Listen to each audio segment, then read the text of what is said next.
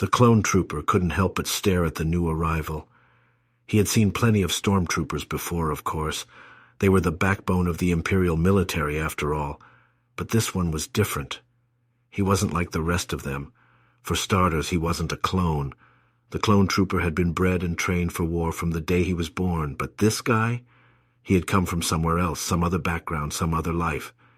And yet here he was, wearing the same armor and carrying the same blaster, standing side by side with the clones. The clone trooper couldn't help but wonder what the new guy was thinking. Did he know that he was different? Did he feel like an outsider among them, the clones who had been bred to fight and die for the Republic?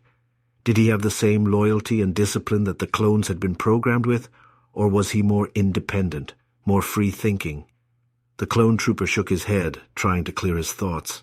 It didn't matter, he told himself. The new guy was here now, and they had a job to do. They were all soldiers, after all, fighting for the same cause. Whether he was a clone or not, whether he thought and acted like they did or not, he was still one of them. And yet, as the clone trooper watched the uncloned stormtrooper move and interact with the other troopers, he couldn't shake the feeling that something was different. Maybe it was just his imagination, but it felt like there was a tension in the air, a sense that things were changing, that the old ways were being challenged. The clone trooper didn't know what the future held, but he knew one thing for sure: things would never be the same again.